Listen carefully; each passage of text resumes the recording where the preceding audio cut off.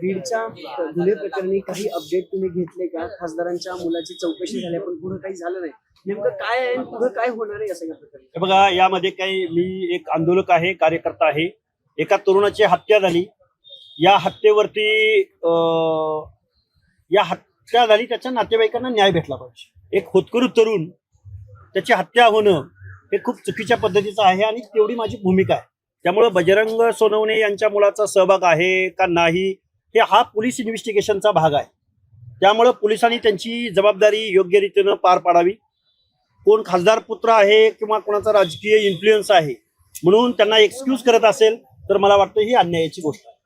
पण तुम्ही म्हणाला पोलीस दबावाखाली काम करतात, कुणाचा दबाव आहे? म्हणजे एकीकडं मनोज जरांगे म्हणतात धनंजय मुंडेंचा दबाव आहे, तुमचं नेमकं कुणाकडे रोख आहे या सगळ्यामध्ये? का खासदार पुत्राचा दबाव आहे, खासदारांचा दबाव? हे बघा, त्या मृतदेहाची 4 ते 5 दिवस मृतदेह तटकळत राहावा लागला. म्हणजे मृत्यूनंतर त्या मृतदेहाबरोबरही इथल्या व्यवस्थेनं पोलीस प्रशासनानं विटंबना केली म्हणून आम्हाला तिथं जावं लागलं.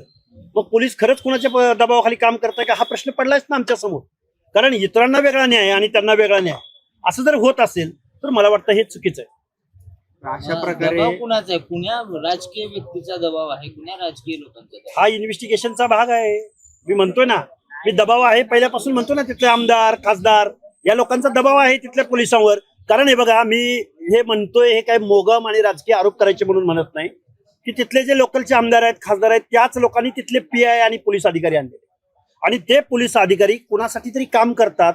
हे महाराष्ट्रातल्या राजकारणाला लागलेली कीड आहे ना. पोलिसांना फ्री अँड फेअर कामच करू दिलं जात नाही ना इथल्या आमदारांकडून. म्हणून राजकीय दबाव आहे हे वास्तव आहे. पण अशा प्रकारे एखाद्याची हत्या झाल्यानंतर आंदोलन करावं लागणं किंवा त्याच्या बचावामध्ये समर्थनात मोर्चे निघणं हे बीडमध्ये सातत्याने होताना पाहायला मिळते. आता हे बघा, बीडमध्ये आहे, महाराष्ट्रामध्येही असंच होतं. महाराष्ट्रामध्ये भटके विमुक्त असतील, महाराष्ट्रामधल्या दीनदलितांच्या जात समूहामधल्या तरुणांच्या हत्या होत आहेतच ना. इव्हन आज आम्ही भटके विमुक्त जाती जमातीच्या लोकांच्या 20 जातींचे प्रतिनिधी आम्ही एकत्र येऊन आमच्या काही मागण्या आहेत ते आम्ही मांडण्याचा प्रयत्न करतोय. आज प्रत्येक जिल्ह्याच्या ठिकाणी जिल्हा कारागृहामध्ये विमुक्त जातीच्या लोकांना पोलिसांकडून मारहाण करून त्यांचे बळी घेतले जात आहेत. याच्यावर कोण बोलतोय का? त्या भावनेतून ओबीसीचा आंदोलक, एक भटके विमुक्त जाती जमातींचा आंदोलक म्हणून आम्ही वेळोवेळी बोलण्याचा प्रयत्न करतोय. पण ज्यावेळी एखाद्या खासदाराच्या मुलाचं नाव येतं किंवा त्याच्यावर शंका व्यक्त केली जाते तेव्हाच मीडियामध्ये फुटेज मिळतं. पण रोज प्रत्येक जिल्हा कारागृहामध्ये पोलिसांच्या मारहाणीमध्ये कितीतरी विमुक्त जाती जमातीच्या तरुणांचे बळी गेलेले आहेत. आबा बरोबर आहे का चुकीचं आहे? अरुण आबा जाधव माझ्या बरोबर उपस्थित आहेत, विमुक्तांचं काम करतात ते. हा अर्थ टाळू इथल्या मीडियाला, व्यवस्थेला, इथल्या राजकीय लोकांना, प्रशासनांना कधी कळणार आहे? त्यामुळे ही खूप व्यापक आमची भूमिका आहे. आमचं म्हणणं कधीतरी इथल्या व्यवस्थेनं ऐकून घ्यावं असं आमचं म्हणणं आहे. किंवा एखाद्या मेलेल्याची किंवा मारणाऱ्याची जात शोधून अशा प्रकारे हे करणं किंवा हे करणं हे योग्य वाटतं का? हे बघा, इथं एखादी घटना घडल्यानंतर ज्यावेळी आंदोलनं होतात त्यावेळी रिॲक्शन म्हणून अजून आंदोलनं होत राहणार आहेत. उद्या कुणाचा तरी बळी जाणार आहे, परत त्या समूहाची लोक येणार आहेत, परत कुणाला तरी बळी जाणार आहे. हे फेल्युअर कुणाचं आहे? तर हे पोलीस डिपार्टमेंटचं फेल्युअर आहे. असं मी कधी पोलीस डिपार्टमेंटच्या विरोधामध्ये जाहीर वक्तव्य करत नाही. पण अशा ज्या घटना बीड जिल्ह्यामध्ये तुम्ही पर्टिक्युलरली प्रश्न विचारताय म्हणून तुम्हाला सांगतो, बीड जिल्ह्यामधल्या पोलीस डिपार्टमेंटचं हे फेल्युअर आहे, त्यांनी मान्य केलं पाहिजे. आणि गृहमंत्र्यांनी बीड जिल्ह्यासाठी वेगळं काही करता येतंय का हे मुख्यमंत्र्यांनी बघावं. तुम्ही एकीकडे हा सगळा आवाज उठत असताना सरकार मात्र फोडाफोडीत बिझी आहे. सरकार जाहीर देखील गेले, शिंदेंनी ठाकरेंचा अजून एक आमदार फोडला, मागच्या आठवड्यात 6 खासदार फोडले. हे बघा, महाराष्ट्राचं राजकारण हे फोडाफोडी शिवाय दुसरं काही त्यांना सुचत नाही. आज शेतकरी हवाल दिलाय त्याच्यावर कोणी बोलायला तयार नाही. आज SC मधल्या वेगवेगळ्या जात समूहामध्ये भांडणं लावून दिलेले आहेत. त्याचा लिगल ऍस्पेक्ट काय आहे? तुम्ही त्यांच्या योजनांना निधीच प्रोव्हाइड करत नाही. तुम्ही त्यांच्यात भांडणं लावून दिलेत. आज ओबीसी आणि मराठा समाजामध्ये भांडणं लावून दिलेत. म्हणजे महाराष्ट्रामधल्या सर्वसामान्य लोकांच्या प्रश्नावर काम करण्यापेक्षा इथं वेगवेगळ्या समूहामध्ये भांडणं लावून देण्याचं काम केलं जातंय. 6 खासदार फुटले. तुम्ही आता मला प्रश्न विचारलाय. आज सचिन भाऊ अहिरांना तिकडे घेतलं, तुम्ही मला प्रश्न विचारताय. अरे आमचं देणं घेणं काय? अरे गेले काय, राहिले काय, मेले काय, जगले काय? अरे आम्ही काय करायचं? आमच्या विमुक्तांचे प्रश्न, आमच्या बलुत्यालुत्यांचे प्रश्न, आमच्या आरक्षणाचे प्रश्न, अरे ह्यांना काय पडलंय? 6 खासदार तिकडे गेले काय आणि इकडे आले काय? आणि आम्ही ओबीसी आंदोलक आहोत, भटके आहोत, आमच्या बोलण्यानं काय फरक पडणार आहे? अरे ही व्यवस्था आहे. कोण कुठं गेले काय, सत्ता आली हे सगळे तिकडे जातात. उद्या रोहित पवार सुद्धा, उद्या जर परत भाजपची सत्ता येते असं वाटलं, रोहित पवार तिकडे जाणार आहेत.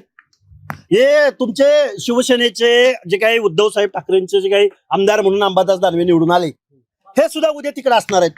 मी लिहून देतो ना आज बॉन्ड पेपरवर.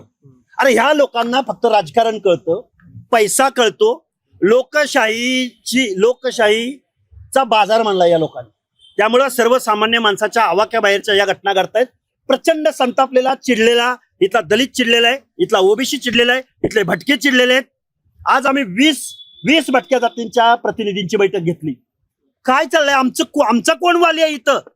6 खासदार आले काय आणि गेले काय, फुटले काय आणि राहिले काय? अरे आमचं कोण गारानं ऐकतं इथं? आणि हे आमची रास्त भूमिका आहे, वास्तव भूमिका आहे. तुम्हाला याच्या उपर अजून काय प्रश्न विचारायचा असेल तर विचारा. पण निवडणुका आली की मुद्दे अजेंड्यावर येतात. तुम्ही सातत्यानं आता मागे पाठपुरावा करताय, हे करताय. आता तुम्ही म्हणताय की अशा पद्धतीने ओबीसी असतील किंवा भटके मुक्तांचे प्रश्न जाणून घेतले जात नाही. वारंवार तेच परत मग तोच पाडा वाटला जातोय ना. तोच पाडा वाचला जातोय. निवडणुका आल्या की ओबीसी दिसतात, निवडणुका आल्या की दीनदलित दिसतात, निवडणुका आल्या की SC ST दिसतात, निवडणुका गेल्या पैसे दिसतात, निवडणुका गेल्या की खासदारांचा बाजार मानला जातो, निवडणुका गेल्या आमदारांचा बाजार. आता विरोधी पक्ष उरलाय का महाराष्ट्रात? लोकशाहीची विटंबना महाराष्ट्रात सुरू आहे. काय चाललंय, रोज एक बातमी. अरे या फटाफुटीशिवाय दुसरी एक तर बातमी आहे का महाराष्ट्रामध्ये? काय चाललंय? आम्ही वास्तव बोलतोय. आम्हाला कुठल्या पुढाऱ्यांची, कुठल्या राजकारण्यांची, कुठल्या आमदार खासदारांची भेडभाट ठेवायची नाही. महाराष्ट्र विकलाय इथल्या राज्यकर्त्या लोकांनी. बोला, याच्या उपर तुम्ही लोकशाहीचा चौथा स्तंभ आहात. आमच्यापेक्षा तुमच्या खांद्यावरती जास्त जिम्मेदारी आहे ही. त्यामुळं तुम्ही सर्वसामान्य माणसांचा आवाज या महाराष्ट्रातल्या गुंग्या बहिऱ्या राज्यकर्त्यांना तुम्ही ऐकवावा अशी आमची नम्र विनंती आहे.